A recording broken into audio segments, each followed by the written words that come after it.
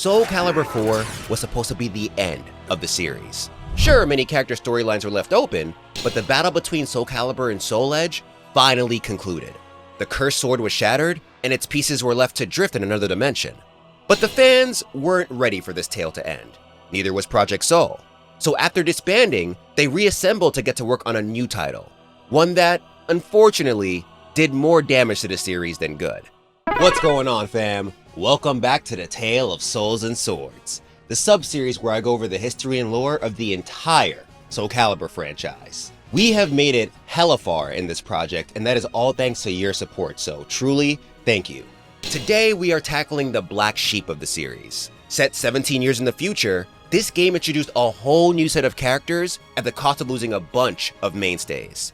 But as always, the beef between the curse and the spirit sword remain at the center of everything. Folks, I am your humble lore professor, the Black Mastadonte, and this is the complete story of Soul Calibur 5.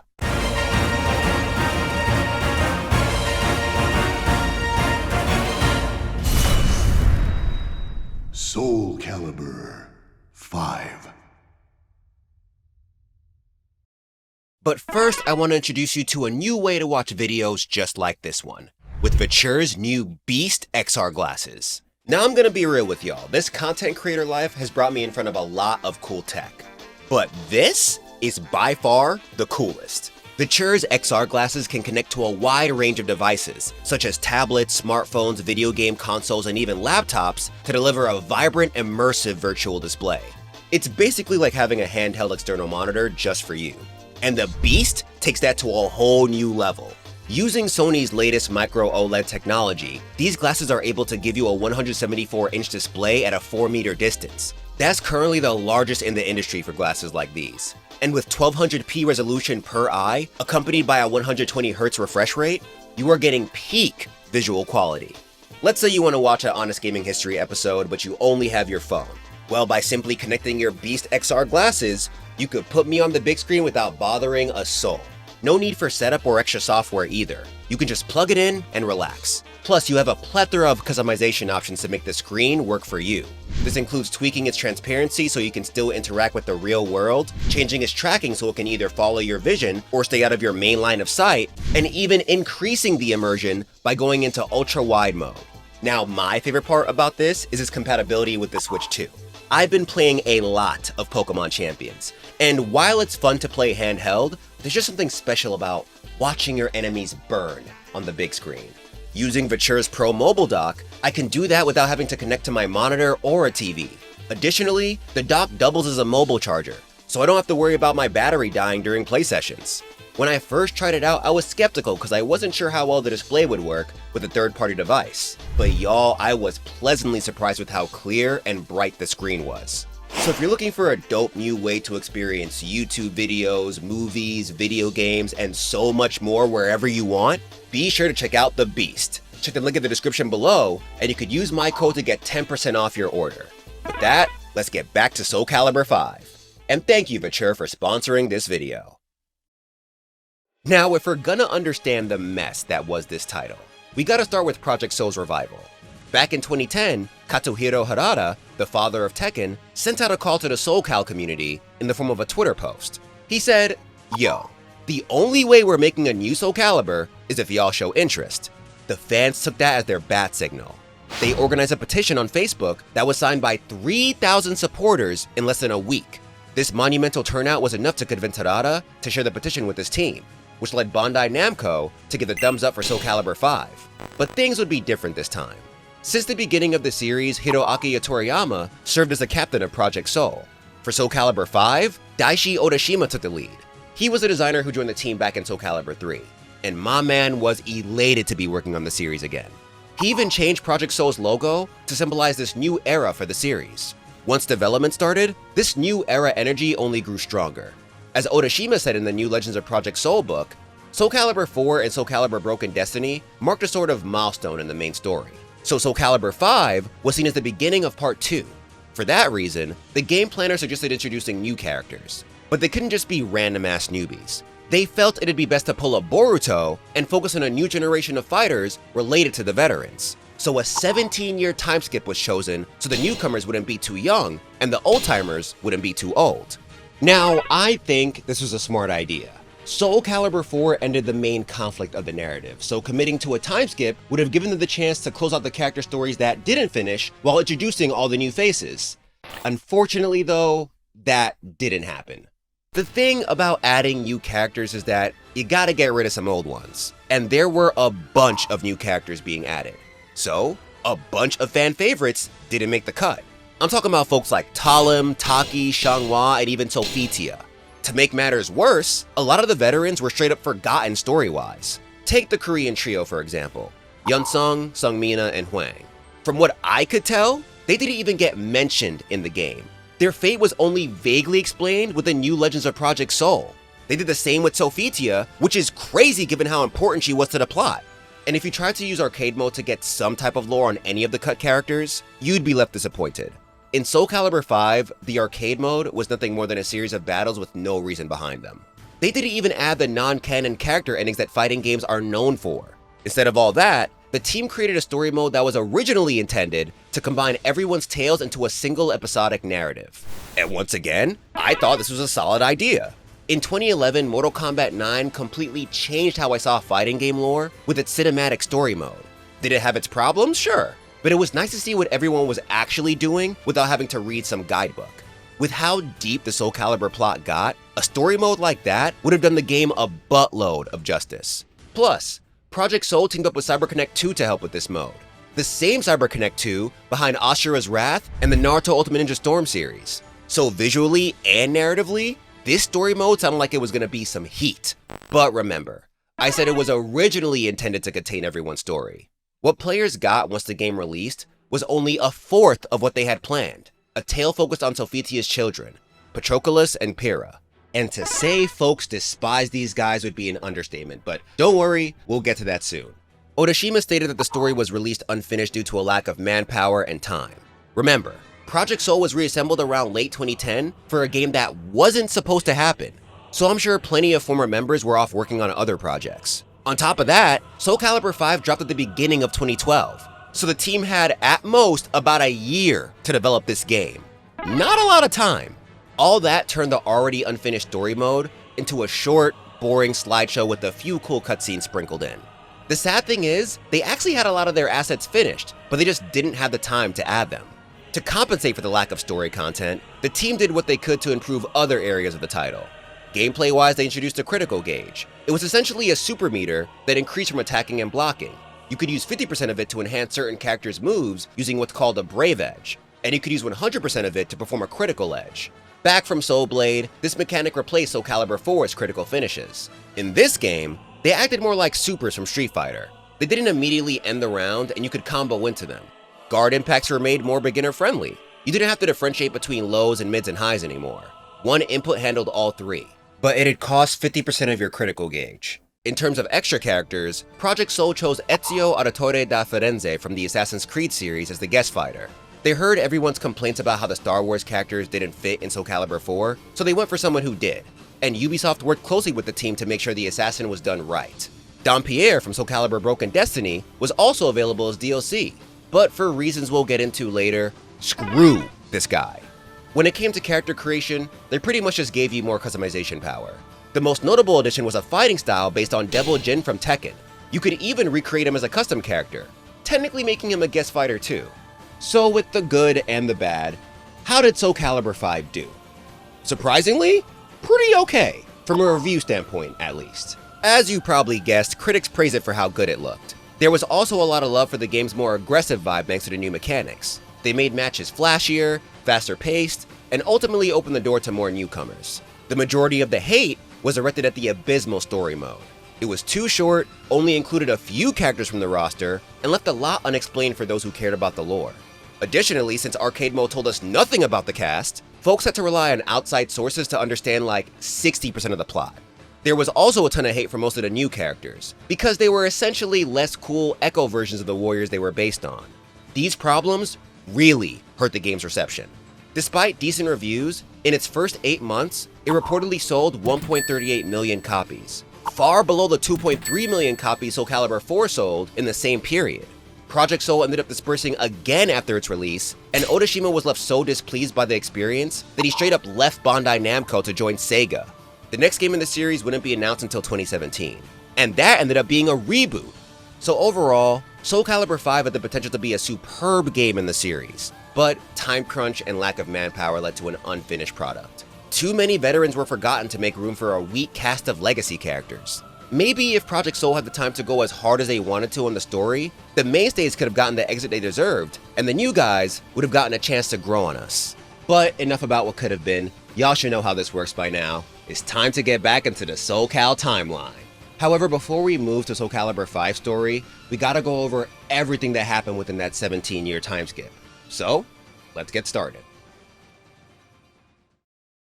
Alright, we're going to do this section a little bit differently compared to past episodes. Instead of going over each character's story one by one, we're going to start at 1590, then discuss what happens year by year until we get to 1607.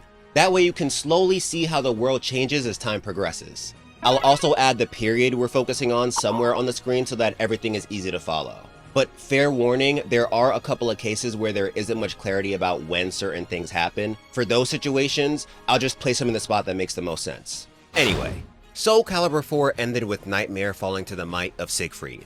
Both the Cursed and the Spirit Sword vanished without a trace, leaving Siggy to enjoy a little bit of freedom for the first time in a while. He returns home to be with his friends and mother. As for Strounsburg Castle, it's besieged by Wolfkrone thanks to Hilda and her army. But while they were away, the kingdom was robbed by Lord Gio Dampierre. Now, if you were to ask this dude what kind of person he is, he'd probably boast about being the king of the Italian financial world, thanks to his extremely successful Dampierre company.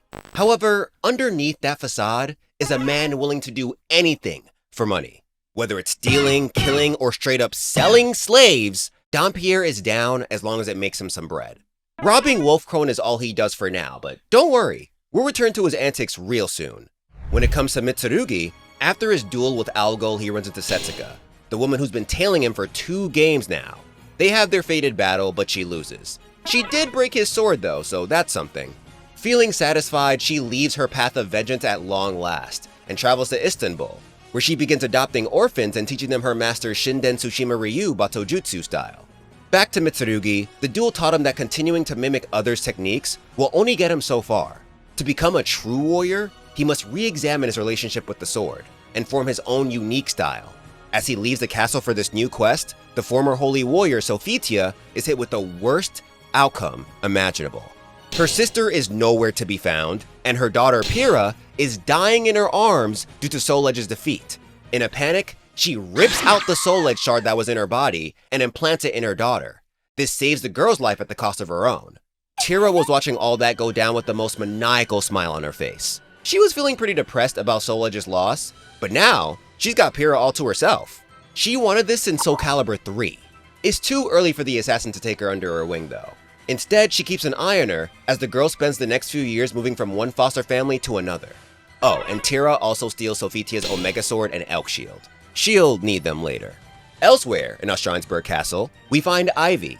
She ran into her father when everything went down in Soul Calibur 4, and managed to kill him, thank God. In doing so, her blade absorbed all the souls that Cervantes had within him. It becomes so powerful that new Legends of Project Soul suggests it may even be at Soul Edge's level.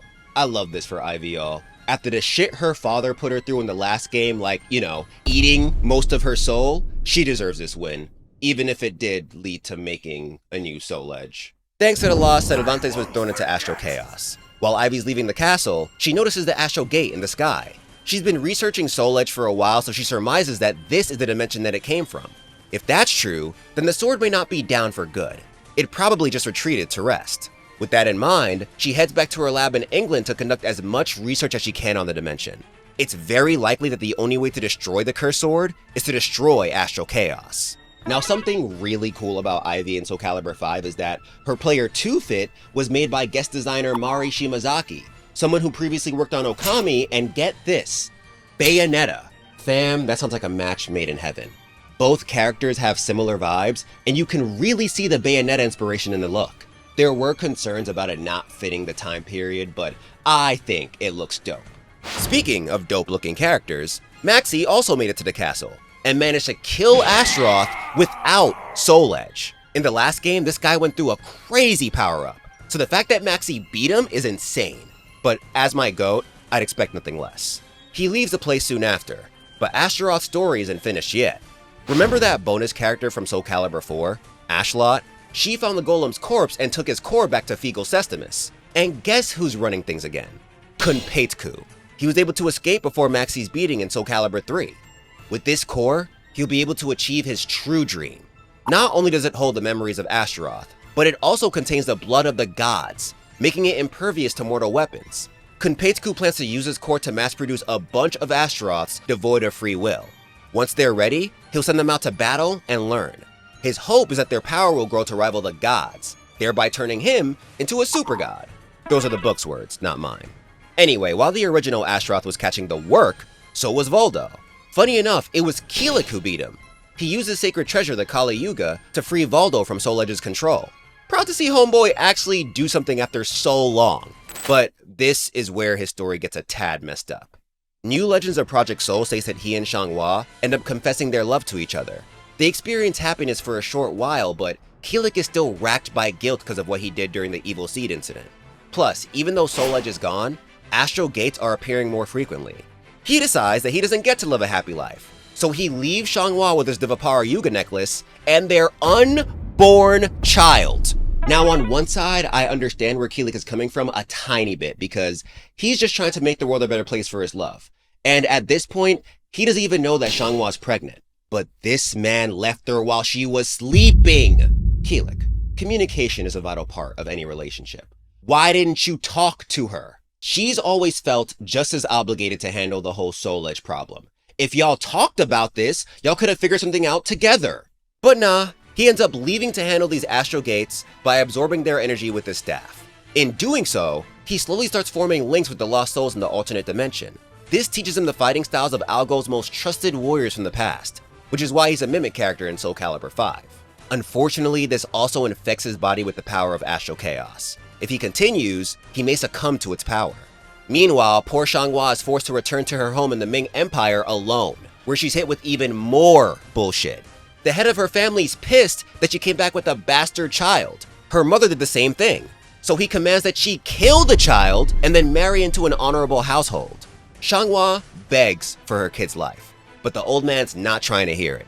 Thankfully, General Yan Wu Jin offers to be her husband, provided the child is allowed to live. The Chai family head agrees after much convincing, leaving Xianghua to marry someone she doesn't want to, all cause her man abandoned her. Going back to Voldo, he returns to the money pit only to find it ransacked. His time away left it open for countless thieves to fill their pockets, so he immediately leaves to retrieve his master's riches. Now the last big thing to happen this year occurs in Japan. Here we find the Fuma clan finally getting the redemption arc it deserves. Y'all remember Chie, the girl from the Fuma who fell in love with Li Long? Well, both she and Taki end up returning to the clan. Yeah, I know Taki went to a Strinesburg castle in Soul Calibur 4, but I couldn't find anything on what she actually did there. I'm guessing she sensed that Soul Edge got destroyed, decided to let Siegfried live, and returned home. Since her father Toki is dead, the clan is leaderless, so she nominates Chie to be their Kage. She gets the role pretty easily since the majority of the clan has nothing but respect for her. Then, she starts making everything better. Unlike Toki, Chie wants to unite everyone through knowledge, not power. So she considers the opinions of the whole clan, even the lowest ranking ninja. To keep things organized, she forms 3 factions, each with its own responsibilities. The Inobe faction, responsible for creating weapons for slaying demons and evil spirits, the Fujibe faction, responsible for sealing demons and evil spirits, and the Imashibe faction, responsible for maintaining order within the clan. And remember how she was pregnant with Li Long's son? Well, the kid's a full-fledged ninja now. His name is Ricky and he's part of the Fujibe faction. As for Li Long, I have no idea where he is. He gets 1 entry in New Legends of Project Soul, and he's also in the Fuma relationship chart, so I'm gonna go ahead and assume that he's alive and chilling with them. Now, after 3 games, we can finally leave this cursed year and move on to 1591. Things are not looking good for Wolfkrone, because they got robbed blind, and Soul Edge left a bunch of poisonous miasma around its territory. So Hilda is forced to disperse the kingdom. She spends the rest of the year negotiating with nearby leaders to secure a place for her people to stay, and looking into a way to make her home livable again. Meanwhile, her dad, who lost his mind during the Evil Seed incident, uses the chaos to escape. Elsewhere in Europe, Mitsurugi continues to enter random battles without committing to a new weapon. Over time, he realizes that a warrior's strength comes from within rather than their blade. Over in the Ming Empire, Kilik and Shanghua's son is born. He's named Shiba, but there is one big problem. Kilik had evil energy in him, so now his son does too. Shanghua and her husband tried their best to cure him, but to no avail. They could have used that Divapara Yuga shard Kilik owned, however Shanghua tossed that shit out of anger before she even returned home. In desperation, she turns to Edgemaster to cure her kid, but he ain't got time for that. So he introduces her to someone we haven't mentioned for a minute. Kong Xiu Chang, Shanghua's long-lost father. He tells her about her sister Shanglen and promises to protect his grandchild with his life. With that, Shanghua leaves her son in Xiu Chang's care, with seemingly no intentions of seeing the kid again. New Legends of Project Soul says that her husband convinces her to visit her father once a year so she can see both him and Shiba. And I don't know, I understand that seeing her son probably reminds her of Kilik, but you shouldn't need your husband to convince you to check on your kid while he's being raised by someone else. We don't need both parents abandoning this child. Back in Japan, disaster strikes merely a year after Chie brought peace to the Fuma. The powerful demon Arahabaki starts tweaking out within the Izumo shrine it's sealed in. Juju, a ninja from the Fujibei faction, is sent to investigate, but she doesn't return. So Chie calls up the faction leaders to come up with a strategy. Then Taki suggested they study the demon to create weapons specifically tailored to take it down. But the leader of the Fujibei faction, Shuki, is in a relationship with Juju. He's not trying to wait for them to make weapons. Instead, he forms a squad and heads to Izumo without permission. Taki chases after them, but once she reaches her destination, she finds Shuki and his team dead. The only one left standing is Juju. When she visited the shrine, Arahabaki possessed her. Now it's up to Taki to seal it. However, she's only fighting at a fraction of her full power because in 1590, she made a vow to refrain from using her cursed blade, Mekimaru. She manages to kill Juju, but the demon escapes to a nearby village before she can seal it. Taki pursues it, but she's too late. It completely destroyed the village and is now inside the place's only survivor, a baby girl. The scene strikes Taki with immense guilt. If only she used Mekimaru, then none of this would have happened. So she seals the demon inside the baby, Naruto style, and takes her back to her clan. She names her Natsu, which means summer in Japanese. Then Chie adopts her because Taki still gotta go out on missions. She can sometimes train the kid, but she can't full-on raise her. Unfortunately though, even with the clan leader behind her, much of the Fuma treat Natsu like shit because she's got a demon in her. Some even try to kill her. This leads to her growing up pretty shy. Taki defends her when she can, but it's never enough to quell the flames of their hatred. Nevertheless, that about covers 1591. On to 1592. By this point, there's been a noticeable rise in folks who've been corrupted by Soul Edge's energy. But remember, the majority of the world has no idea this is the sword's fault. To them, this seems like the worst kind of viral outbreak. For that reason, researchers have been looking into this disease since the Evil Seed incident. Multiple erroneous hypotheses were made about its origins, but they did settle on a name for the infected: Malfested. Over in Germany, Siegfried unfortunately loses his mother to illness. He takes the time to mourn, but the rise in Malfested activity worries him. It could be a sign that Soul Edge is regaining its strength. So he returns to the mercenary group he formed as a teenager, Schwarzwind. Since his departure, his old friend Salia Oschmidt led the group. Now that he's back, their new goal is to protect the innocent from the Malfested. And to show their determination, they adopt the phoenix motif for their armor, symbolizing that they will always rise from the ashes to fight against Soul Edge. In the Ming Empire, Shanghua gives birth to her first child with Yan Wujin, Yan Leisha. She grows up reading the 4 classical Chinese novels and hearing all about her mother's adventures. This eventually fills her with the urge to go on a grand journey of her own, but we'll get back to that later. As for her son, Shiba, Xiu Chang starts teaching him breathing techniques to handle the evil within. After some time, they travel to the Lingshen Su temple. The last time the old man was here was back when he got exiled for his romance with Shanghua's mother, Shai Shangfei. Here, Edgemaster tells him about what went down during the Evil Seed incident, including the fate of his poor daughter, Shanglen. In response, Xiu Chang cries out in despair, then devotes himself to putting the angry spirits here to rest. As for the last major event of this year, we have Hideyoshi Toyotomi's invasion of Korea. Just as in actual history, his plan was to conquer the Joseon dynasty, aka Korea, and eventually the Ming Empire. But he failed thanks to the leadership of Admiral Yi Sun-sin and the strength of Hwang Sung-gyung, Sung Mina, and Hung Yeon-sung.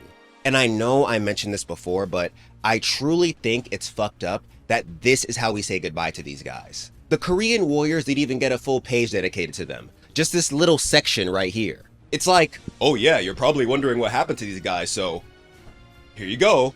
It's foul treatment for characters who have been in multiple Soul Cal games now.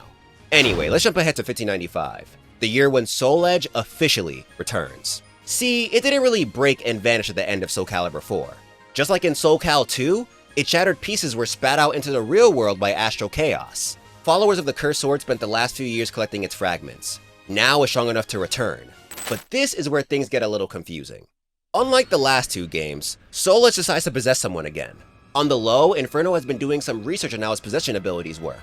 He learns that when he doesn't have a host, he's only able to muster up a fraction of his true power. However, the world isn't full of people like Siegfried who are strong enough to handle all his energy. So he attempts to return in a weaker body to see if he can still maintain his strength. The one he chooses is one of many backups he kept stored in the basement of a Stroudsburg castle. The body of the vampiric fencer, Raphael Sorrel.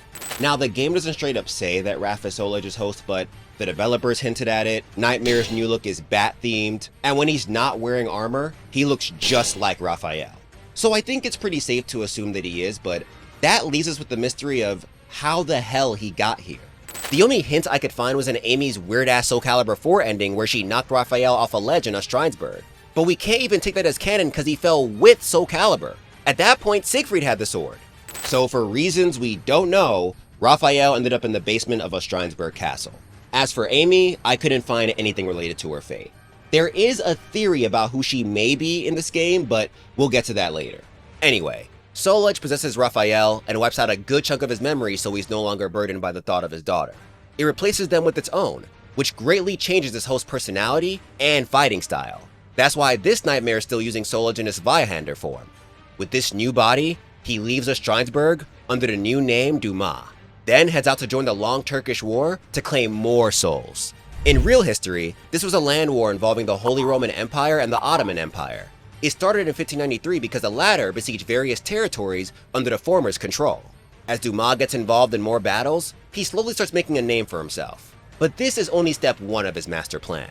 He'll have to wait another 5 years till he can initiate part 2. Elsewhere, around the Mediterranean, rumors begin to spread about the dreaded pirate Cervantes sailing the 7 seas again. And sadly, they're true. Cervantes somehow managed to return from Astral Chaos with a new body powered by Soul Edge's energy. But he didn't just return to his lifestyle as a menace. He played it smarter this time. The first thing he did upon returning was make non-aggression pacts with key nobles. Now he can rob and kill with fewer obstacles in his way. Sucks for the honest sailors out there, because according to New Legends of Project Soul, this man can cut a cannonball in half while it's coming at him. And his pistol sword has shots powerful enough to rip through the hull of a ship. Dude is such a problem that historians have blamed him for delaying the commercial revolution by at least a decade. I think it's wild to make a pact with a villain like Cervantes, but when you take all that into account, I get it. Someone who won't stand for this though is Yoshimitsu. Upon hearing the Cervantes rumors, he hunts the dude down and battles him. Unfortunately, the pirate leaves him with a serious wound. It causes the evil energy within his blade to run amok. In case you don't remember, this sword was infected by evil energy when he visited a Stroudsburg castle a while ago. He sealed its power by giving it his name. Now that Yoshimitsu is too weak to control it, his most trusted confidant decides it is time for the name succession ritual. This is a tradition within the clan, where a member must battle the leader to the death to claim the name Yoshimitsu. The confidant does so and succeeds, but while trying to tame his former leader's cursed blade, it completely burns the right side of his body. It's not until he announces that he is Yoshimitsu II that it calms down. With that, he receives a mechanical arm, then dons a fit similar to the original Yoshimitsu. And I think it looks so cool. The devs said they gave him a split mask with a skull inside to show that he had to defeat his predecessor. Out of all the Yoshimitsu looks, even the Tekken ones, this is one of my favorites. Anyway, as the new leader of the Manji clan, Yoshimitsu II makes it his mission to slay Cervantes to avenge his master. Moving 2 years into the future, we're now in 1597. In Germany, Siegfried reunites with Hilda. He tells her about Malfested congregating in what used to be Wolfkrone. She can't have that, so she joins Schwarzwind to help in the fight against Soul Edge once more. However, she leaves her Frischer Himo with her kids, so in case she dies, at least one part of the kingdom's history can be passed down. And for those going like, holy shit, when did Hilda get pregnant? Don't worry about it. Neither Hilda nor her kids appear in the lore after this. To be honest, I don't know why the devs gave her kids in the first place. They don't even have names. Elsewhere, the daimyo Hideyoshi launches a second invasion of Korea since the first failed, but that one leads to a stalemate just 1 year later, bringing us to 1598, when Hideyoshi dies. But before he did, he established a council of 5 elders to ensure that his 5-year-old son, Hideyori Toyotomi, would succeed him upon coming of age. One of these elders was Ieyasu Tokugawa, someone who worked under Nobunaga Oda and then under Hideyoshi after Nobunaga's death. One of the first moves the council makes is to bring his troops back from Korea. But not long after, Ieyasu decides that this is the perfect chance to gain power. Screw Hideyori! He wants control of Japan. Once Ieyasu starts making moves, Mitsunari Ishida, one of Hideyoshi's former officials, forms a coalition to stop him. This leads to a war between Ieyasu and the Toyotomi loyalists, which we'll get back to in a sec. Meanwhile, over in France, the Sorel family is executed by King Henry IV for being political enemies. Guess that's their karma for turning on Raphael a while ago. Now we're in 1599. Ever since killing Astaroth, Maxie has been on an aimless journey. He's found by Edgemaster, who immediately notices the evil energy flowing through him. So the old man takes him in as his pupil, to teach him how to overcome it. Back in Japan, that aforementioned war is about to reach its climax in the Battle of Sekigahara. Mitsurugi hears about this upcoming skirmish and its importance to the future of his home, so he returns to Japan to take part. By this point, the fighting style he's been working on is way more developed, so he finally decides to buy a sword. He stumbles on a pretty useless katana dubbed Ichimonji, and he quickly falls in love with it. It reminds him of himself, a blade that no blacksmith would claim, but is still capable of making a name for itself as a legendary sword. He haggles with the shopkeeper to get it at a crazy discount, then cleverly renames it Muichi Monji. Now he's ready for all the smoke. Also, though neither the book nor the game is clear about when this happens, there's a point where he starts hearing rumors about a martial artist claiming to be his 8th brother. To show the world who the true Mitsurugi is, he renames the developing fighting style to Shin Tenpu Kosai Ryu. In Japanese, Shin is often translated to new or true, so I'm assuming Mitsurugi's saying that this is his new and improved real style. Now we are finally in the 17th century. The Battle of Sekigahara occurs and ends in the Toyotomi loyalists' defeat. And unfortunately for Mitsurugi, he made it to the battlefield too late, so he's left to chill in Japan for the time being. In Europe, Dumas' battle prowess earns him the attention of the Holy Roman Emperor, Rudolf II. The leader asks to meet him and is left more impressed by his knowledge of the world, alchemy, and sorcery. And this is once again based on a true story. Emperor Rudolf II was known for his deep interest in astronomy, philosophy, and the arts. Turns out he spent more time looking into that than actually leading his empire. Dumas manages to gain so much favor that Rudolf appoints him as a Count or Graf of Hungary. That puts Nightmare in charge of a whole country. He uses this promotion to continue destroying the Ottoman Empire in skirmishes. This earns him the trust of other generals, but also puts him on Tira's radar. Unlike everyone else, she knows that Dumas is secretly Nightmare, but she hates this version of him. Her Nightmare wouldn't resort to tricking humans. He'd just destroy everything in his path without a second thought.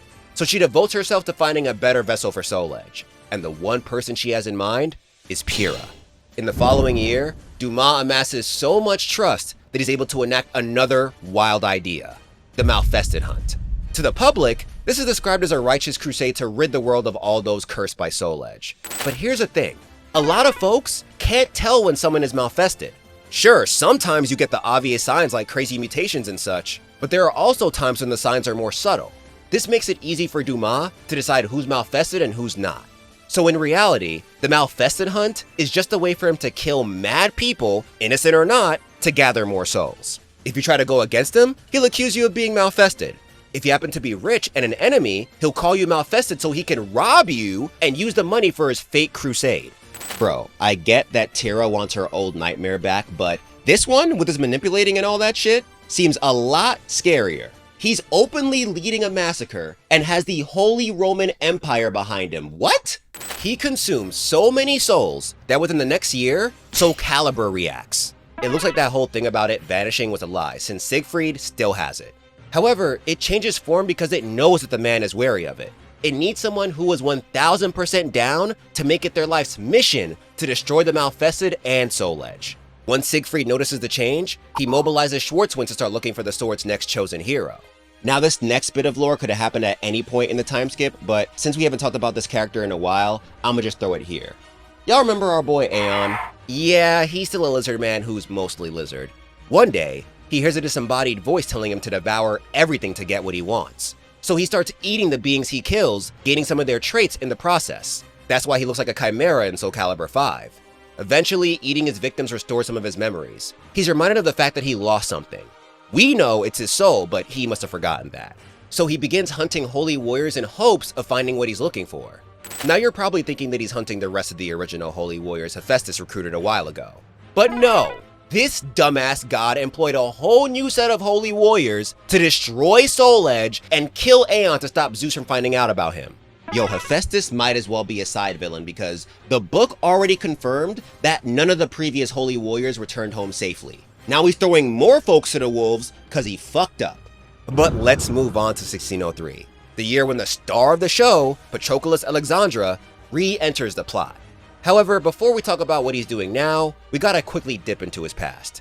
Due to Sophitia's death, many saw his father, Rothian, as a useless blacksmith who couldn't even protect his family. This drove the man to take his son west to look for his wife, but they can never get past the Holy Roman Empire's borders. Eventually, Rothian gave up and focused on being the best father he could. He told Patroclus tales of his mother's life as a holy warrior, which inspired the kid to try to learn her holy Athenian style on his own. Even when he studied with different masters, he incorporated what they taught him into this style. To further train his son, Rothian also taught him how to use the forge. Once he was ready, Patroclus created his main weapon, the Stigma Sword, then embarked on a journey to become even stronger. Now in 1603, he's a 15-year-old prodigy with the short sword. He returns home after winning a sword competition, only to find his father dying. The poor guy's been sick for a while now, but he's not thinking about that. See, while he told Patroclus tales about Sophitia, he never told him the truth about her or even his sister's fate, so he tells him everything. The news slaps Patroclus out of his shonen protagonist arc and into his Sasuke arc. Determined to avenge his mom and save his sister, he prepares to leave to continue his training. But before he does, Rothian uses some leftover divine ore that Hephaestus gave him a while ago to create his final gift to his son, the Arcadia Shield. Similar to Sophitia's Elk Shield, Rothian put antlers on the front. According to New Legends of Project Soul, they represent Artemis, the Greek goddess of the hunt. With his sword and shield ready, Patroclus heads out to improve his holy Athenian style even more. Funny thing about this guy before we move on. Did you know the devs almost gave him glasses? These are the ideas they had, and not gonna hold you. Kinda mess with glasses Patroclus more. He seems more serious and it just fits his character, in my opinion. Anyway, in Japan, Ieyasu Tokugawa becomes the new shogun, officially starting the Tokugawa or Edo period. Unfortunately for Mitsurugi, this leads to a time of peace in the country. There isn't much need for samurai, so our boy returns to farming to make ends meet. Imagine going from fighting beings like Algol to farm work. I know Mitsurugi was pissed. This chill time also leads to less work for the Fuma, leaving many young ninja frustrated as well. Now let's move on to 1605. Rothian's sickness unfortunately kills him, leaving Patroclus alone. Over in Hungary, a rebellion against the Malfested hunt is initiated by István Bocskai. In real history, this man was responsible for doing the same against the Holy Roman Empire. Too many battles from the Long Turkish War took place within his country, so the rebellion was his effort to prevent further casualties. In the Soul Cal timeline, the newcomer's Vi aids him in his fight. Little is known about this guy, not even his name. When he was young, he ran away from the monastery where he was raised and joined a group of outlaws. That's where he developed his chaotic yet flexible fighting style. To match it, his unique sword, Kreuzgriff, has 3 hilts, allowing him to use each one to attack at crazy angles. There was a point where he worked for Dumas, but after disobeying an order, he was sentenced to be executed. Dumas almost succeeded, but somehow, Zvi's soul summoned a wolf minion named Ein, who saved him. Ever since then, he's used this spirit to help him in battle, and folks started calling him the werewolf because of it. While he and Bocskai attempt to stop the Malfested hunt, shit gets dire for Ivy over in England because of the gunpowder plot. This is the real scheme that was meant to blow up King James VI and I and the rest of Parliament. It was orchestrated by a group of Roman Catholics because at the time, many of them were being persecuted. Their hope was to kill the king and increase tolerance for Catholicism. However, the plan failed and ended up making things worse for Catholics altogether. In the Soul Calibur universe, I guess the plot involved alchemy since it led to alchemists being persecuted.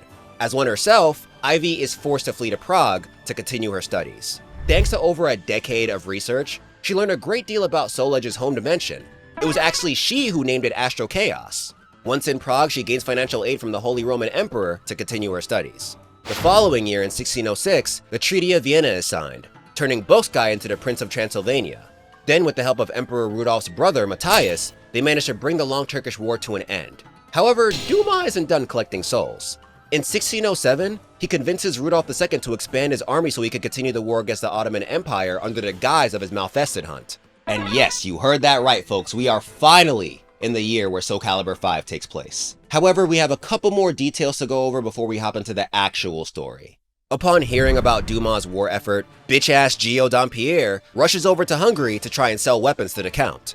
Over in Transylvania, Bulk's guy is killed by his Malfested Chancellor. This is where I'm assuming Zwei leaves his side to escape from Dumas' wrath. New Legends of Project Soul isn't really clear about when his journey starts, but since he worked with the Prince of Transylvania during the rebellion, his leaving after his death makes the most sense to me. Sadly, Dumas makes his departure a living nightmare by relentlessly sending assassins after him. Folks from the villages he visits give him the side-eye because of the number of assailants he's forced to kill. Then everything changes when he meets the final newcomer, the fortune teller Viola. This woman is more mysterious than Zwei. Her earliest memory was waking up in an encampment that had just been attacked. That's where she found her Quatuor Orbis, a tool that helps her see the future. Since then, she's made a living telling people's fortunes. However, due to her lack of memories, she doesn't really know how to talk to people. She'd be completely honest about their future, even if it was bad. So she usually got kicked out of towns because folks couldn't handle the truth. When Zwei finds her, she's being persecuted by a bunch of townsfolk. He saves her from the haters and brings her along on his quest to stop the Malfested hunt. With her around, defeating the assassins is easy since she can warn Zwei before they even appear. Now, the game theory with Viola is that she's actually Amy. This comes from the fact that her design, especially her unused concepts, is very similar to Amy's. Additionally, Nightmare groans after defeating Viola in-game. Why would he groan unless Viola brought back memories of his long-lost daughter? However, take that with a grain of salt because Project Soul has said nothing about this connection. Eventually, Zwei and Viola run into Siegfried and Schwarzwind. Since they have the same goal, the mercenary group takes them in. As thanks, Zwei agrees to help them find the next vessel for Soul Calibur. Around the Mediterranean Sea, we reconvene with Voldo. It's been 17 years, but he finally got all Verci's treasure back from those thieves. He feels his job isn't over yet though. He's no longer Malfested, but Soul Edge still has a hold on him. He returns to seeing the sword as his master, and enters the world again to find it and bring it back to the money pit. On the shore of the Black Sea, Vigo Sestimus finally completes their Astaroth clone project. They unleash a bunch of them on the world, and they immediately head west for the smoke. Oh, and did I mention that they started making lizard men again? Cause they did! Bro, I feel so bad for the people of Hungary. They already have Nightmare over there causing havoc, but now a bunch of Astaroths and lizard men are on their way to make shit worse. Now let's jump to Bavaria to catch up with Pyrrha. This girl's life has been complete shit. As I said before, she never really had a family. Every time she got adopted, her foster family would mysteriously die, and I'm assuming that was Tira's handiwork. As a result, people usually called her a harbinger of misfortune, so she grew up timid, always trying to avoid confrontation. One day she was kicked out of someone's home only to be found by Gio Dickhead Dampierre. And this guy tricked her into being sold at a slave auction. Bro, how is this man so evil? At most, I thought this guy was gonna be some cartoonish villain. Like the kinda likable, curly mustache wearing dude who comes up with dumbass schemes that always fail. But nah, Dampierre is a true menace. Fortunately, she's saved by a nobleman named Jurgis. He found out the auction was illegal and brought cops to raid the place. Afterward, he took her in, and the two quickly fell in love. In 1607, he asks for her hand in marriage, and our girl Pyrrha happily accepts. For years, her life has been nothing but travesty after travesty. But now, she's marrying the man of her dreams, and he's got bread. Sadly, Pyrrha doesn't get to have nice things. On the same night Jurgis proposed, she finds him dead. However, this death is special. It's a goddamn sky burial. In case you don't remember, this was the Bird of Passage's special killing method that involved brutalizing the corpse and carving a message in their chest. For Jurgis it says, "I love Pyrrha." The poor girl breaks down upon seeing it. And because she's the only one at the scene, the cops blame her for the murder. Little do they know that Tira was the culprit. She spent the last 17 years making Pyrrha's life miserable, all for this moment. If our girl doesn't want to get executed, she's gonna have to kill her way out of here. And the more people she murders, the stronger the Soul Edge fragment inside her becomes. As Pyrrha waits in her prison cell, Tira appears and hands her her mother's old weapons. Then she pulls out the Soul Edge fragment she owns. It reacts with the one in Pyrrha's body, then knocks her into a trance. We'll get into what she does in said trance in the next chapter. When it comes to her brother, he hears about Dumas' Malfested hunt and joins it in hopes that it'll help him find Pyrrha. Over in the Ming Empire, Yan Leisha, Shanghua's daughter, is celebrating her 15th birthday. Her younger brother, Lei Xin, somehow found Kelix the Vipara Yuga necklace that his mother had thrown away years ago. He gives it to her as a present, But once she shows it to Xianghua, her mom freaks out. This gets her even more curious about the thing. She takes it as a sign to start the grand adventure that she's always been dreaming of. So she runs away from home to find out the truth behind the necklace. Early in her quest, she gets into some trouble, but is saved by Yoshimitsu II. Last time we saw him, he was chasing after Cervantes. Sadly, he still hasn't found him. After saving the girl, he takes her to the Fuma clan cause, fun fact, he used to be a member. There, Leicia asks around about the Divapara Yuga necklace. Nobody has any answers for her, but she does catch the attention of Natsu. At this point, she's a full-fledged ninja thanks to Taki's training. She also learned how to use the power of the demon inside to aid her in battle. Thanks to Taki boosting her confidence, she went from being a shy little girl to now being a rebellious teenager. The clan never stopped treating her like shit though, so she grew to ignore them. However, when she meets Leicia, the girl treats her with respect. Even after finding out that Natsu's got a demon inside her, she remains friendly. Sadly, the young ninja doesn't know anything about Leicia's Divapara Yuga fragment, but she does want to hang out with her more. Plus, Taki traveled to the west after hearing rumors about Toki's return, but it's been months and she still hasn't come home. So Natsu was looking for a reason to head out and find her anyway. With their goals somewhat aligned, Natsu decides to travel with her new friend to the west to find her old master and learn more about the necklace. As for Yoshimitsu II, the Fuma's blacksmith Enkai notices the evil energy emanating from his blade. Worried, he gives him another sword to use. He then tells him not to rely on his old master's blade. His hatred for the man who killed Yoshimitsu I is filling it with dark energy. If he wants to control it, he needs to quell these negative emotions first. Over by the Lingshensu temple, we find Shiba completing his training with Edgemaster. But how did he get here? Well, Shiba loves food. While Xu Qiang was raising him, he taught him a more unpredictable version of Ling Shensu's rod style, but the kid only used it to hunt for game on his own. His appetite became such a problem that his grandfather had to sign him up for betting matches. If the challenger lost, they'd have to give Shiba food, but if they won, the young martial artist would have to do whatever they demanded. He racked up a ton of wins until he accidentally challenged Edgemaster. Shiba lost horribly, and the old man insisted that he train under him from then on. Now, after 6 months, his training is complete, so Edgemaster introduces him to Maxi. In case you don't remember, he's been training here since 1599. He now has his evil energy in check and is back to being his old dandy self. He even learned to appreciate the Soul Edge shard within him because it stopped his aging. Though he's actually 45, he still looks as cool as he always has. When Maxi finished his training, Edgemaster told him about Keelik. Absorbing all of Astral Chaos's energy into Kali Yuga will eventually destroy him. He needs to be found so they can give the rod to a worthy successor. That's where Shiba comes in. With the two introduced, Edgemaster sends them together on this quest to save Keelik. However, I'm pretty sure Shiba has no idea what's going on. He's just tagging along for the food and because of the bet he lost. While on their travels, they run into Leicia and Natsu. And since they're all heading west, they decide to stick together for the rest of the trip. Returning to Edgemaster, he heads out into the world soon after, cause Algol is back. Yeah, after his draw with Mitsurugi, he returned to Astral Chaos and got even better at manipulating its power. I'm assuming he's the main reason why Astral Gates have been opening up erratically over the last 17 years. Speaking of Mitsurugi, he ends up running into a swordsman who mentioned Soul Calibur. The farmer remembers that Algol used a replica of that sword in their battle, so the guy must have returned. Excited to face his rival once more, he sells his whole harvest to travel west and find him. And that, my friends, is everything that happens in the 17-year time skip. As for the non-canon stuff involving Ezio, he just somehow teleported here, fought a bunch of folks, then teleported back to his timeline once everything was said and done. Now it is finally time to talk about what the hell actually happens in Soul Cal 5. Okay, I know there are probably a few of you who are still reeling from that last chapter. I get it, it was dense with lore, but don't worry, I have good news. Sort of. The majority of that shit isn't even touched on in the story mode. All you need to remember are the following things. 1.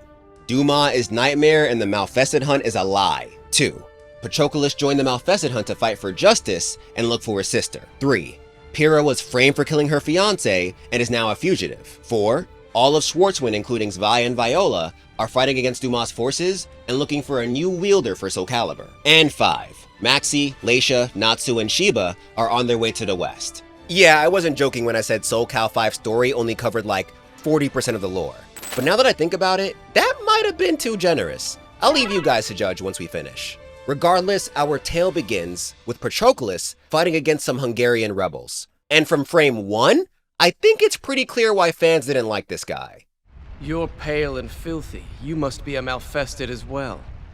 No, my lord. I am not one of them. Is that so?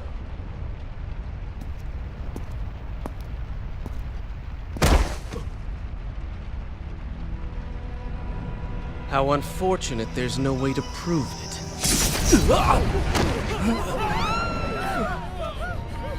The man is killing people knowing that he has no proof that they are Malfested. He doesn't even hesitate. Wild way to introduce our hero. What makes it worse is that Yuri Lowenthal voiced him. Don't get me wrong, he did a great job as usual, but some of you may remember that Lowenthal also voiced everyone's favorite edgelord growing up, Sasuke Uchiha. And I don't know if this was done on purpose, but you can hear the Sasuke influence in Patroclus. This is the flag of the Emperor that bestowed favors to the Graf. The way he speaks like his cause is just, even though he doesn't know the full story. I'll admit, it definitely fits him, but it makes you want to punch him in the face even more. Either way, after killing that guy, Patroclus returns to his master Dumas. The Count congratulates him for a job well done. However, our boy doesn't feel fulfilled. He knows that his sister is with a woman carrying a ring blade, but he still hasn't found her. Dumas peeps his anguish and throws him a bone by directing him to Klausenburg. He might find her there. Once Patroclus reaches the city, he starts murdering anyone he assumes is Malfested to lure Tira out. And this goes on for several days. I don't even want to imagine how many innocent people he's killed at this point. Fortunately, his rampage is stopped by Zwei, who rightfully calls him out for committing genocide. He also calls him Patroclus Alexander instead of Alexandra. Don't know if that was a mistake or what, but his last name definitely ends in an A. In response to Zwei's accusations, the boy challenges him to a duel. Cause he's not a murderer, he's fighting for his mom, sister, and justice. The self-proclaimed holy warrior manages to win, so Zwei pulls out his trump card, Ein. It knocks Patroclus on his ass. Then Zwei's like, listen, dumbass, Dumas controlling you. Think about it. How much has he really helped you with finding your sister? With that, he leaves. Patroclus, now filled with questions, rushes over to Dumas and pushes him for more information about his sister. But the Count's like, bro, you thought I cared about your sister? Fuck your sister! She's probably dead somewhere anyway. Enraged, Pat Tennyson tries to come at him, but the Count throws a wild Voldo at him. Remember, the poor contortionist believes that Soul Edge is his master now. After taking him down, Patroclus leaves. Without Dumas or his dad, he's got nowhere to go. He's just gonna have to find his sister on his own. In a nearby town, he runs into Zwei again. Apparently the guy's been waiting for him. Patroclus' crazy ass aggressively asks him about Pyrrha, but Zwei doesn't answer him. Instead, he brings him to his captain, Siegfried. Once the kid meets him, the old knight breaks the ice by tossing him Soul Calibur and challenging him to a fight. Okay, Siegfried, I understand you're looking for a new Soul Calibur vessel, but you don't even know this guy. You just gonna let him test drive the sword because Zwei said he's a good match? That whole we speak with our fist nonsense is cute when y'all have regular blades, but you just gave Patroclus a weapon of mass destruction. Y'all could have at least questioned him a little bit. Regardless, Patroclus beats the knight, proving that he is worthy of the sword. Siegfried then regales him with the story of the blade and how he used it against Soul Edge 17 years ago, blah blah blah. But all Pat gets from that is that he can use it to better slay the Malfested. He doesn't care about destiny or actually fighting for justice. Hell, he thinks Nightmare is a myth. After the story, Siegfried asks him to join Schwarzwind so they can fight together. Patroclus would rather not, but he changes his mind when the knight offers to help find his sister. With that, the fake holy warrior leaves, with Zwei and Viola acting as his chaperones. However, unbeknownst to them, one of Tira's watchers was keeping an eye on them throughout the whole conversation. But we'll get to that later because we gotta return to Pyrrha's situation in Bavaria. Last we saw her, Tira knocked her into a trance with a fragment of Soul Edge. In that state, she killed countless individuals to escape from prison. Now she's freaking out in the middle of the city with her mother's weapons drenched in blood. Tira walks in like, girl, it's not your fault. You were just trying to defend yourself. Now pick up this sword and kill more people. And though she doesn't want to, the poor girl is forced to do exactly that. Also want to add here that Pyrrha has no battle experience. Her fighting style is to flail around in hopes that something will hit. However, since her weapons are still blessed, the divine buff boosts her accuracy. After defending herself some more, Pyrrha continues to break down over killing people. She never wanted this life. She was supposed to get married, but Tira pulls up and tells her that she's Malfested. This is what they do. The girl doesn't want to believe it, but Tira doesn't give her much of a choice. Eventually, once she notices that Pyrrha is reaching her limit, she brings up Patroclus, the brother she never knew she had. She then waves the thought of meeting him in front of her like a carrot, motivating her to kill more people. Now, I've already said my part on Patroclus, but when it comes to his sister, I don't know. I find her a bit more compelling. I get that folks didn't like how indecisive she was, but given her story, it makes sense. She was raised alone and didn't even know who her real family was. Worse yet, Tira killed her caretakers over the years without her knowing. Going through all that, I understand why she's scared of her own shadow. I feel that if the story had focused more on her path, it could have been better. Watching a girl go from Malfested to hero is something I could root for, but watching Patroclus Uchiha go from bloodthirsty dickhead to a little bit less of a dickhead, not so much. Anyway, Tira coerces Pyrrha to kill more people. Soon enough, the evil energy within her grows to the point that it starts emanating from her arm. Then she collapses from exhaustion again. The assassin leaves her alone, only to run into Patroclus in the squad. Once he recognizes her ring blade, they fight, but she lets him win. Unaware, Patroclus demands that she tell him where her sister is. That's no fun for Tira though. Instead, she calls him a pale imitation of his mother and then runs away. The fake holy warrior chases her till they reach Pyrrha. He recognizes her from her shield. Tira continues her taunting, but Pat blasts back by calling her a simple pawn of Soul Edge. This finally makes her snap. They battle for real this time and he takes a W once again. Now, after being apart for pretty much their whole lives, Pyrrha and Patroclus are together again. But Viola ruins the moment with one of her visions. It warns that the girl is dangerous, but Patroclus brushes the premonition off as nonsense before leaving the Schwartzwind duo behind. So homie got his sister and Soul Calibur with the help of this group, yet he's not willing to listen to them or even return with them? But he was completely down to kill for Dumas when that man gave him nothing. Patroclus, why are you such a dick? Once they're on their own, he begins to lead them back to their home in Greece. He wants to show Pyrrha where she's from and learn more about her there. They run into a wild Astaroth, Patroclus gets wounded, and then they run into a wild Ivy. She treats his wound and of course, his ungrateful ass starts complaining.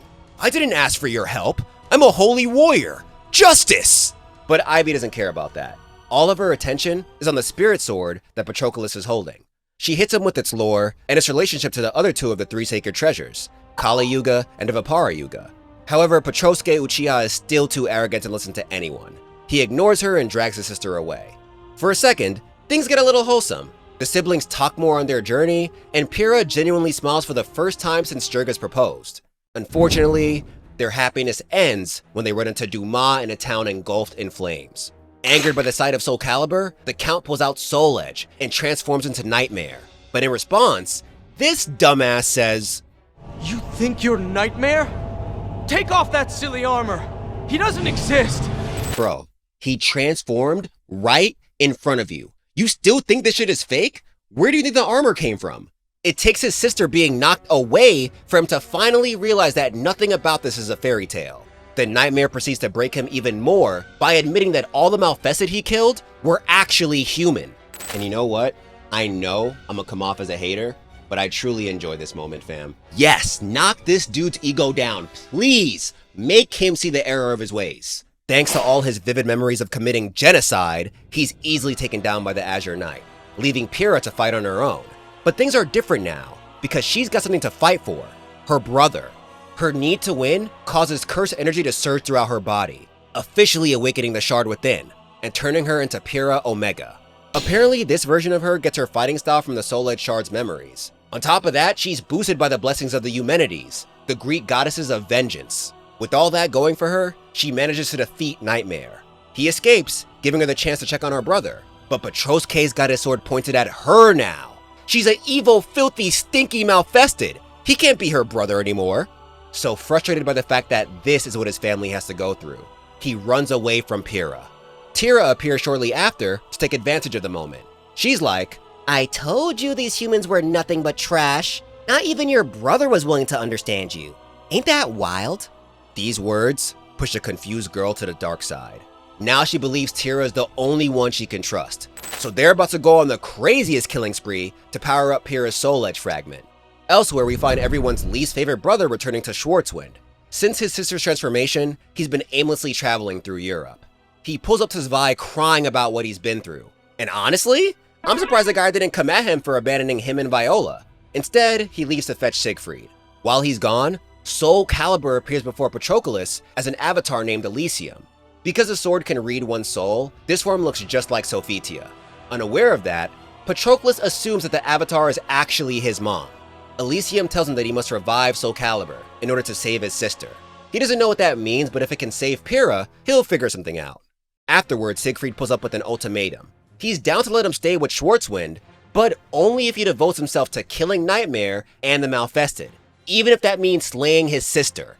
Patroclus hesitates to answer, which convinces the captain that he's no longer worthy enough for SoulCalibur. He reaches for it, but the young warrior refuses to give it up, cause it's his sword!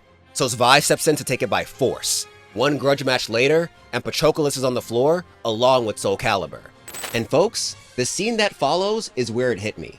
Zwei, whether the devs planned for it or not, is one big-ass JoJo's Bizarre Adventure reference. He uses Ein like a stand and has the moon tattooed on his chest, similar to how members of the Joestar line have the star birthmark. Anyway, while he beats the brakes off Patroclus, he gives him some tough words of encouragement.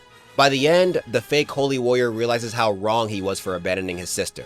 SoulCalibur feels a change in his soul, then transforms again, this time into a single-edged blade with a sheath.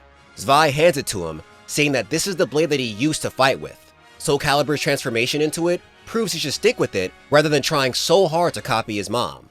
But as I'm saying this, you're probably wondering what the hell Zwei is even talking about. When did Patroclus ever use this sword? Well, according to New Legends of Project Soul, it looks like it was sometime after his dad told him the truth about his mother and sister.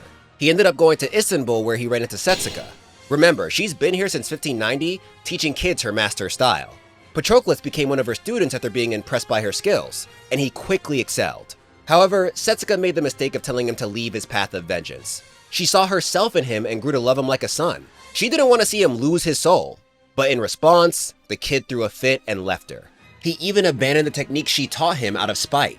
The book goes on to say that he readopted the Shinden Tsushima Ryu Bato Jutsu style because he realized he was just running away from the motherly love Setsuka was trying to give him. And I think that could have made for a powerful little moment for Patroclus over here. However, the game doesn't even attempt to mention any of this. We don't even get a quick flash of Setsuka before he grabs a sword. Instead, Zwei's just like, this is who you really are. And we're just supposed to accept that with no explanation. Now, don't get me wrong. I think it's cool to use extra media to provide added lore. Stuff like the Maverick Hunter's Field Guide is dope. But when it comes to moments like these that make no sense, you gotta explain it in the game. Without that Setsuka lore, this seems like they just made him change his style to add Alpha Patroclus as a completely separate character. But I digress. The boy uses his new SoulCalibur to mop the floor with Zwei. Siegfried then returns to hear the kid's answer to his last question. In response, he says that he plans to save his sister no matter what. He'll accomplish that by doing what Elysium said and resurrecting SoulCalibur. None of them know how to do that, but Patroclus remembers Ivy mentioning that the 3 sacred treasures are needed to unlock the sword's true power. Sigi accepts the plan and sends him off to Vienna to find her. After searching for some time, he does. But because this is a fighting game, they must battle before she gives up any information. Once he wins, she tells him the story of Keelik, Xianghua, and Maxi. The last time she saw all the treasures together was when they stormed Ostrheinsburg back in SoulCalibur. With that, he leaves to go searching for these guys. But this interaction with Ivy and Patroclus reminded me of something. Y'all remember how Ivy had to abandon her SoulCalibur quest because she had cursed blood? Well, if that's the case, how is Patroclus using it right now? In case y'all don't remember, Sophia found out that her dark energy transferred to them because they both went berserk over a Soul Edge fragment. However, upon looking it up in New Legends of Project Soul, it seems they retconned that. The book says that Pyrrha absorbed all the dark energy since she was born first, so I guess Patroclus was lucky. Anyway, he searches for the original SoulCalibur trio for a while, till he enters the city of Dijon. There he finds Leixia, Natsu, Shiba, and Maxi. He peeps that Leixia owns a fragment of Dvapara Yuga, and Shiba owns the Kali Yuga, which means their whole quest to the west happened off-screen. Crazy that was left out. Patroclus asked him if he could use their treasures. The answer should have been no, cause they don't know this man. But Leixia thinks he's cute, so they battle it out to see if they can trust him. Pattycake beats all of them, even Maxi, which I'm choosing to believe is not canon. Then they decide to help him. Together they head to Prague to meet Ivy, where she performs a ritual to empower SoulCalibur. Elysium is summoned once more, but something ain't right. Mother. You've done well, Patroclus. So this will cure Pyrrha's malfestation and she'll be human again? Malfested are the supreme evil of this land. Eliminating them and their source, Soul Edge, is our purpose in this life.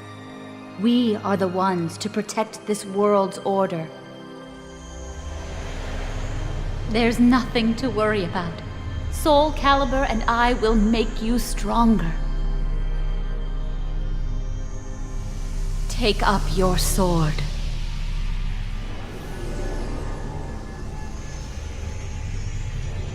Good boy. I am so proud of you. Yeah, that boy gone. You see his eyes? As Soul Calibur's soulless puppet, he meets Pyrrha on the battlefield and kills her. Elysium appears afterward to congratulate Patroclus for a job well done. Now, he will remain her vessel for the rest of his life. But this isn't the end.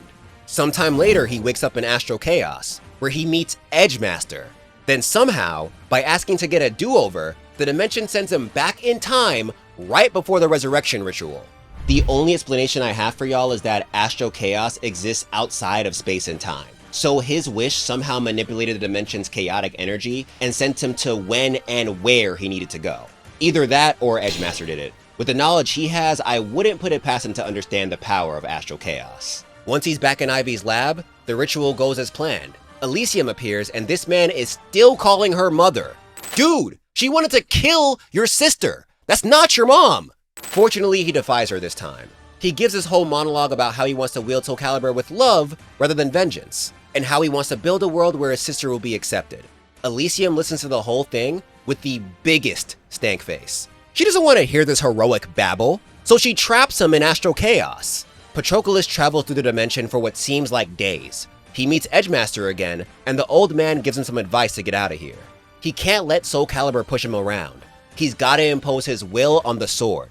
While he figures that out, Schwarzwind launches an attack on Dumas and his forces. Zwei ends up facing the Graf, and he actually wins, by himself. He throws the man off a cliff, leaving Soul Edge up for grabs. But out of nowhere,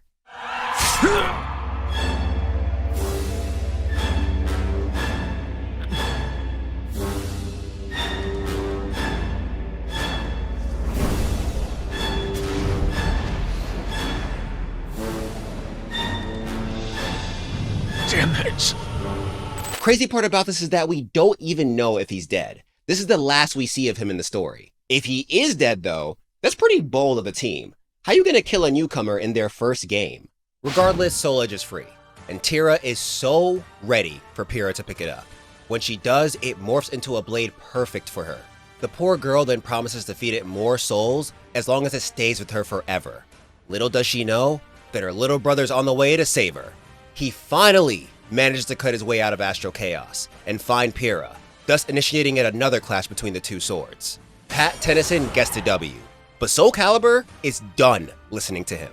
Since he refuses to kill his sister, it just crystallizes him completely. Before it finished though, he was able to get Soul Edge away from his sister. Pyrrha wakes up a little later and decides it's time to lock the hell in. She just let things happen before without fighting back, but not anymore. She grabs Soul Edge without losing her shit, then starts hacking away at her brother's prison. Within Patroclus' mind, Elysium appears once again, ready to take control of his body. But Pyrrha's efforts break the crystal. The guy finally accepts that this lady is not his mom. Then he beats her in one last battle for control of his body. Afterward, he wakes up to find his sister over him. They agree that they don't need these tools to live the life they want to live. So they kinda do a reverse Soul's Embrace by stabbing Soul Calibur with Soul Edge, causing both of them to disappear. Then Patroclus shows that he truly accepts his sister by embracing her in her Malfested form for the first time. With that, they walk hand in hand into the sunset, bringing the story of Soul Calibur 5 to a close.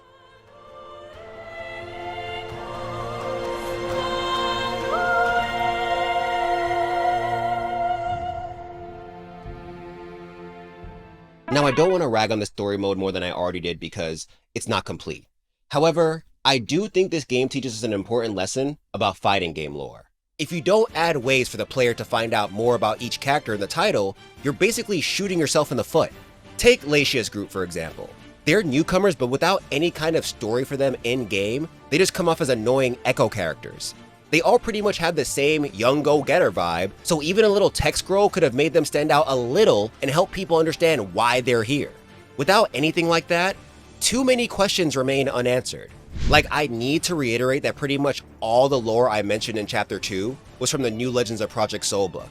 That's unacceptable. Fortunately, it looks like Bandai Namco learned its lesson after this, as Soul Calibur 6 was in development for over 3 years and ended up being way more story focused. But we'll get to that game another time. For now, this is the complete history and lore of Soul Calibur 5. What's going on, folks? We have made it through another Soul Calibur lore video. If you made it this far, thank you so much for watching. Now that we've basically finished the main storyline before, Soul Calibur 6 comes and reboots everything, we're going to take a quick break. I'm going to finally get to the Battle Network series. I know a lot of you guys have been asking for it, so it's coming. We're going to be, I put out a community post earlier, sometime last week maybe, and it seems a lot of you would rather me cover it game by game, which is great for me, because I could go as deep as I want to with the information and the lore and all that stuff. But yeah, Battle Network should be coming next, unless something happens and another, quick video comes after this to put in between the two videos. But right now, the plan, Battle Network, sometime in May. If you enjoyed this video, please do not forget to like and hype it up. It helps out a lot. Subscribe if you'd like to see more video game lore videos by me, and hit that bell to stay notified of whenever I upload new content. Huge shout out to all my guild mates. For those who don't know, the guild is basically my Patreon. Over there, you could pay a certain amount each month to get a bunch of exclusive content. That includes early releases of these videos, exclusive comic book reads, uncensored webtoon reactions, a whole bunch of stuff. If that interests you, you can head to the link right here or the link in the description below. With that being said, I'm off this, so be easy, stay lit, stay healthy out there, be kind to one another, and don't forget, it's all about getting 1% better each day. Peace out, fam.